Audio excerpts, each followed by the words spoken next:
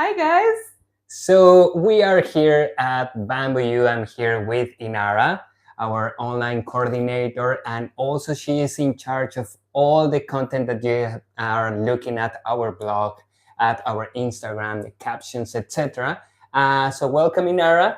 And today we really want to talk about these samples that we have here, which are split beams or all these elements that we have been using instead of round balls. But first of all, can you give us a quick introduction of why we're using this, when we use that, and what's all this about? Yeah, so we're actually going to dive into all of this today and a bit more.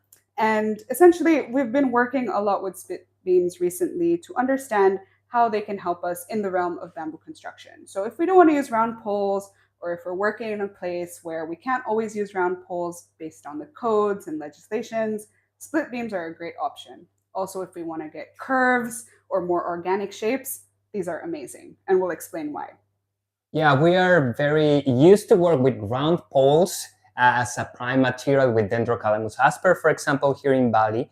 But also there's a lot of questions, and that's why we are doing this video today, to show you that also with splits and with processed material, you can achieve curves, you can achieve also arches, and you can build massive structures just by understanding the difference between the splits and the difference of the samples and the way that you can build with them.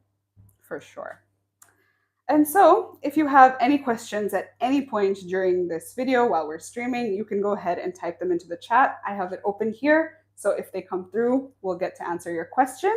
If not, if you're watching this a little bit later, you can go ahead and send in a comment and we'll get back to you. So, should we dive in? What is a split beam? All right. What actually is a split beam? So, split beams are basically layers of splits stacked up on top of each other to form a structural element. And over here, we've really been working a lot with Dendrocalamus asper. That's this bamboo over here. It's nice and chunky, and it gives us a really good size for the splits as well. It's very strong. So that's what we've been experimenting with, Dendrocalamus asper and the black variety, which is Dendrocalamus asper niger. Okay, so before we continue, I know that most of you might be asking, like, okay, splits, but how you get the splits? So quick one. So you have a round pole, split it in half, then you have like a U shape of bamboo. Split it in half again, and so on until you have like a small piece like that is a little bit curved in the top, a little bit convex in the bottom. But basically what you're having is like a section of that thickness of that wall of the bamboo. That's your material. That's a material that you will use. Then you will need to plan it, you will need to sand it until you have a nice and a rectangular shape. For sure. And based on the way we stack them, we can get different shapes. So over here, we can see a lot of just straight rectilinear shapes, right? So these are all straight. There's no curves. But if we like, at any point, we can actually lay those cuts, those strips, those splits, whatever you want to call them, against a template. And this will give us organic curves. And these can be more random curves that we decide to create, really funky ones, or they can be based on architectural drawings. So if the architect really wants a particular curve in a particular part of the building, that's okay, we can actually get that. We just create a template on the ground, and then we align the splits, basically one against the other, against nails that are hammered into plywood, let's say, and that creates the shape. And then we just hold them together. You can have them in the ground, you can have them in a piece of plywood. The thing that I can suggest you is that you really need to understand how your bamboo bends. So if you're using Dendrocalamus asper as a split, it will be very easy to bend. Using bamboo tali, it will be more easier. If you're in Latin America, you can use wadua, you will find very difficult to bend. But there's all like different species that you will find it easier. So another thing to consider is that if you have your split this way, the bending into this direction will be easier than if you try to bend it in this direction. This is almost impossible. So in terms of your design and in terms of how you're planning to curve and to bend the bamboo, just make sure that you are bending the bamboo along the fibers. Definitely. And things like aesthetics and shapes are not the only thing that are considered when we make these split beams. We actually also get information and feedback from the engineers, for example, because they'll be able to tell us how large a particular beam needs to be to support the loads of a building. So, for example, here we can see this one is just one module, one essential beam right here. Here we have double that. So there's one here, that's one, and then here we have one and two that are joined together to create a double beam. You can have as big as the engineer suggests. Yeah. So it depends on the load that it will need to carry. It will depend on the wind loads. It will depend on many other factors. So that's important that once you have your particular design, then the engineer can tell you, okay, how big is it going to be in this section? Meaning that how many layers you're going to have in this direction and how many modules, as Nara was telling. Sometimes we need to do a split beam very, very big that it can reach until 5 modules and it can be maybe like 15 centimeters. Yeah. So it really depends on the project you're working on, what the engineer suggests, things like that. And alongside that, what's great is that these beams don't necessarily have to be made on site. They can be if you'd like to, that's all good. But you can also have them prefabricated, which is an advantage over round pole construction. Yeah. Because with round poles, you gather your material and then you bring it all to site and then you start making on-site decisions as to which pole will go where based on the diameter, things like that, that will also indicate the structural properties. But for this, we can have everything ready beforehand and then bring it over to the site where they just create it. They just put it up and it's ready to go.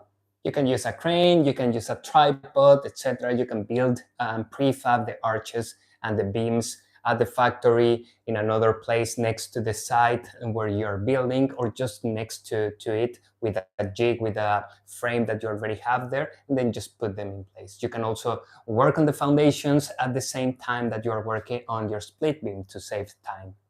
For sure. You guys have an idea of what split beams are? Let's look at the characteristics of split beams. There's 3 main characteristics that we consider, really, when it comes to designing and creating these beams. The first one is fastening. And fastening basically entails how the components of the split beam are held together. And over here, we mainly look at 2 fastening methods, and that's 1, pinning, or using bamboo pegs, which you can see. You can see here that in both pieces, each module, you will see like there's some little tiny dots here that are actually pins that goes all the way through. So you need to drill. This might be like 3 millimeters pin. You drill all the way through so you can have the pin going from one side to the other, and then you just cut it and have that flush. The other method is using glues or adhesives. But first, let's talk about bamboo pins, right? So like Luis showed, it goes all the way through the splits, and that really gives it a tight connection. It holds it together. And if you've been to Indonesia, you might have heard of plank renggang or pinbu. That's the same concept that they use, where they stack splits one on top of the other, and they put a peg through to hold it all in place. And that gets a really quite rigid structure. It's a nice flat plank, and then it can move about. This uses that same concept, just stacking it in a more narrow way, not necessarily to have a plank, but to have a larger module like this. Quick tip, if you want to do an arch, once you have all the splits in place in your frame, once you start like drilling and adding the pins, try to put them like in different directions. That will allow to block and lock the entire split beam so it doesn't move back to its original form. And that's especially for if you're using species that are even more difficult to bend, that will be even better than using just straight pins that go through. And we often use pins when there is at least some of the bamboo skin remaining in the beam. So for example, this one over here is a full skin beam. Okay? And you can kind of tell because there's skin on the sides There's skin over here. So you'll see that it's not exactly held together perfectly because there are these little gaps in between, right? And so that's why we use a pin, right? We want to hold it all together. But if we use glue to hold that together, it'll slide off because this silica skin is actually quite slippery and there's nothing for the glue to really hold onto. So that's why we would typically use pins for this type of particular beam. For something else, we can also use a combination of glues and pins. So in this one, we've actually planed the skin a little bit at the bottom edge, and we're able to use glue to hold it together, but also pins. So it really depends on the variation that you're looking at. Sometimes you might use pins, sometimes you might use pins and glue. It really depends. But then we also, if we're using pins, we usually tie them together with metal ties as well, just to really make sure it stays as one component, right? So you'll see that here. But then we finish it off with this really nice bamboo rope. You can see that all around. And there are many ways to tie it. Of course, you want to use metal wire. It depends on where you're located. You can use this kind of wire. You can use a stainless steel band, which of course will last longer. And then you just cover it with natural fibers, just as a matter of an aesthetic purpose. Because the thing that is actually doing the work is this wire, not really the lashing. This is just for aesthetic purposes. So you want to find like a very nice knot just to try to hide it and make it very aesthetic. Mm-hmm. And what the wire does is it doesn't just hold the pieces together down firmly, straight up and down. It also prevents movement from side to side. And that's really important because this impacts the shear strength. And shear, unfortunately, is one of the forces where bamboo doesn't always perform as well as it might with other forces like tension and compression. So this prevents the sliding of the splits back and forwards, and that will actually give you a much stronger beam. The weakness of the bamboo on construction is the joinery, but also the shear forces. So now let's say, what if you don't want to use pins so much, or maybe you don't want to go through the hassle of creating them? That's okay. You can also use glues. And there are so many different types of glues that you can use. There's everything from epoxy resin to polyvinyl acetate to even modified latex adhesive. Yep. Over here, we tend to use epoxy resin just to hold the splits together. And sometimes we use polyvinyl acetate if we're using pegs, because that just helps fasten everything together. And it's hard to make small batches of epoxy resin just for the pins. Yeah. So we're going to use that instead. And basically, you need at least some planing if you're going to use glue. So this one, like I mentioned earlier, is half planed. Like it's planed just at the bottom, just so that there's a surface that the glue can stick to and hold it all together. And depending on the design that you choose, maybe you really want to show the skin, but you also really want to use some glue. Maybe that works better for you in your context. Then you will have to definitely plane, and that's okay. Another trick that we can show here is that, as we call here, the splits needs to be aligned belly with belly and skin with skin. That means the parenchyma next to the parenchyma, which is the interior part of the bamboo, and the silica next to the silica. As Inara mentioned earlier, the reason of that is that the epoxy will not help and it will not get sticky in the skin, in the silica, but it will glue and it will perfectly work inside in the belly or with the parenchyma. And there's also more kind of engineered bamboo or like more complex versions of this where we have completely removed the skin. And this is known as lamination. So this is when we've completely removed the skin, there are no pins holding it together, and it's essentially one block of bamboo altogether stacked. And this is if we've done with absolutely no skin. Here we've just added the skin on top for the aesthetic, but inside there's no skin at all. The actual structural member has no skin. This is just for aesthetic finishes. Yeah, the important thing to consider also with these kind of beams is that in order to have like a square section, because people tend to be like thinking, okay, what if we have like a perfect square rectangular shape that we can measure and work with? The thing that you need to consider is that you will have a lot of scrap material once you start planning and planing and sanding and having this piece. Because imagine that you have like this round shape here, curve shape, then you need to get rid of all that skin, get rid of the sides. So then also a thing to consider is what you're gonna do with all that waste. But yet it's a very strong element.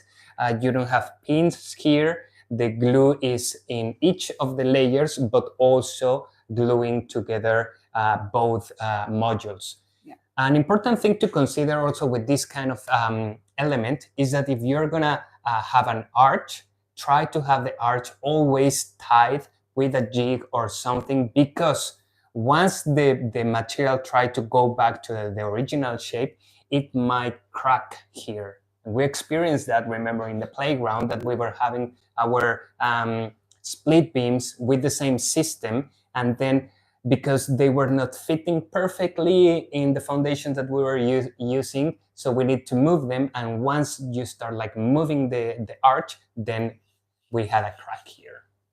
And something that's really interesting to note about having skin and using glues and things like that is that, for example, when we do round pole construction, like this building here that we're inside, having the skin is a really important part for the structure itself if we're using round poles. But it turns out that when we use splits, that's actually the opposite, or when we're making split beams in particular. And this is why. So, using the pins holds it together, but it doesn't necessarily behave as one solid block of bamboo. That is the opposite when it comes to having glued your splits together, right? So this way, it's one solid block. You can't really move it around, even if you try, and it really holds it together like one solid piece of timber.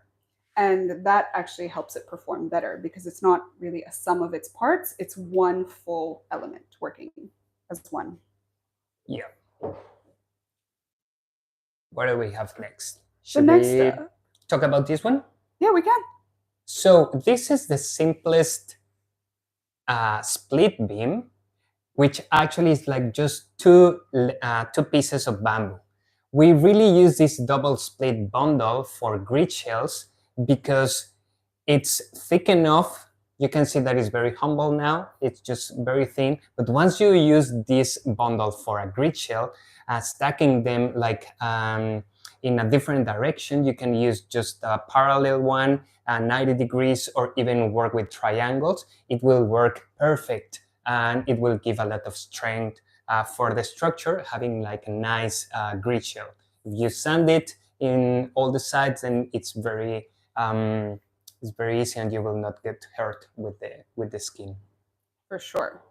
And moving on from that, let's talk a bit about modules, right? So this is like one single module, and that's because we have splits stacked up on top of each other, only one piece together, right? This is that, behaves as one. But we can start to get more complex, kind of like we mentioned earlier, based on the engineer's requirements. Sometimes we might have two modules joined together side by side, like here, or we might have much, much more. So it really depends, but basically, as we start to stack more splits on top of each other, the strength of the material that you're using actually increases by one factor each time. So this double piece of two splits is basically about 2 times stronger almost than one single split. And that's why it's great for grid shells. It's not as flimsy, it's not going to wobble around as much, it's quite rigid, but it's still small enough and thin enough to work with. And alongside that, we can actually create these splits to be any size that we really want them to be. We can make them as long as we really need to, depending on how we go about layering these splits and joining them. That's going to be something to consider. But overall, we found that we can make really, really long split beams. Yeah. And they can be arched, they can be straight. We've worked with a lot of different dimensions. The only thing that we've realized is important, particularly for the species that we're using, which is Dendrocalamus asper, is that at the moment we've found that our splits need to be about 3.5 centimeters wide. So each piece that we have needs to be about 3.5 centimeters wide, because otherwise it doesn't split very well. And then it doesn't join properly, it doesn't split neatly. So there's a lot of like fibers running out on the edges and fraying. So that's one thing that we've had to consider. But otherwise, we can go to whatever depth we require and whatever length as well. Yeah, so based on that, it really depends on the species again, but if you have like 3 to 4 centimeters of these splits, that will give you a good idea of how big your beam will be in terms of the modules. If the structural engineer is thinking that you will need, for example, 9 centimeters, then you will know that with 3 modules, then you can reach those 9 centimeters. It can be 9.2, 9.5. It really, remember that we're working with a very natural material, and also the amount of pieces of splits that you can get out of one pole, it depends on the diameter of the bamboo pole. And the length, in terms of the length, you can have like a very straight split around 2.5 to 3 meters. Yet there are some species that you can get like 6 meters long splits. But the important thing, Inara was mentioning that we can do like a very long split beams. So how you achieve that is just by overlapping all the splits. So at least try to overlap more than 50 centimeters and try to like have different position and different location on where the overlap is located. Mm-hmm. Yeah, and if you're doing an arch, you definitely don't want the overlap to be right at the apex point, because that will cause it to fail. And there's also a different kind of split beam that we haven't really been considering as much in this particular video, but this is called a leady bundle. And you'll see that these splits on the outside are not actually 3.5 centimeters or 3 to 4 centimeters, right? And that's because we've taken the splits of bamboo that we have and made them into even smaller and smaller pieces, taking one strip and stripping it again into smaller points. I know that you want to look at this closer. So yes, what you can see there is just splits inside, and then is bundled with small pieces of bamboo that are like very long chopsticks. That's the way that you can imagine. Yeah, pretty much. And they work really well for curves. We've used these a lot for curved spaces as well. Like in our Dapur Naga project, we have this really nice undulating profile of the building. And so this really helps with providing that structure. Also, there's like you can play with the design of that. You can see this very nice and all the pieces are aligned together. But then the design can come to place, and you can get creative, because the final layer you can actually start twisting, and that's what in Bamboo Inda they have in the restaurant. So the way that you see is that sort of like a twisting leady bundle all around, holding the entire roof. So the structural elements that you need to see here is the splits that are inside, that are in both directions, and then just bundle everything together. What would be the diameter of this leady bundle? Again, it really depends on the structural engineer. Is holding bamboo pieces of 8 centimeters, then your leady bundle will be 8 centimeters. If you are using 10 centimeters, 12 centimeters, it will really depends. But make sure that at least the diameter of your leady bundle is the same diameter of the pieces that you are using. Mm-hmm. So we've talked a bit about this already, but now let's really dive into how all this compares to bamboo construction, right? Bamboo round pole construction. So firstly, the environmental impact. You're probably wondering about that because we want to be as sustainable as possible, right? So bamboo round poles actually have a slightly smaller footprint than split beams because of the processing techniques and the adhesives used to create these, right? And that's okay. But there are other advantages as well. For example, with regards to waste. With bamboo round poles, we tend to have a lot more waste, and that's because sometimes the poles taper at a certain point, so we need to cut them off a little bit, or sometimes we have poles that have buckled in transportation or have become damaged.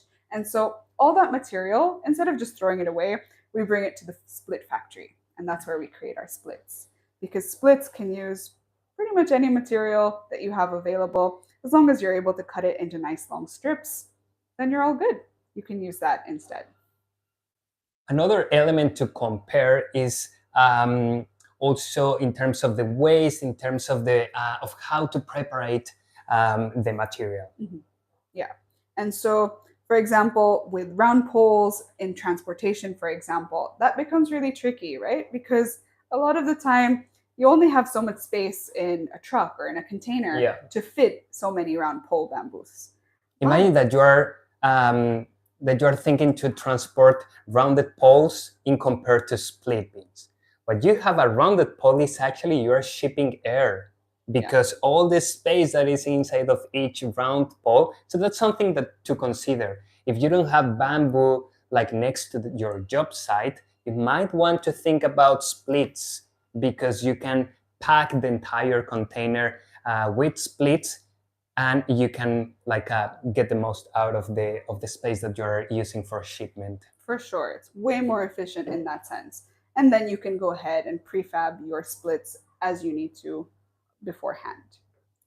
And then there's also stuff to do with legislation and codes. I know a lot of our audience doesn't necessarily live in Bali, where we're really glad that we're allowed to build really amazing bamboo structures with round poles. Unfortunately, that's not the case around the world.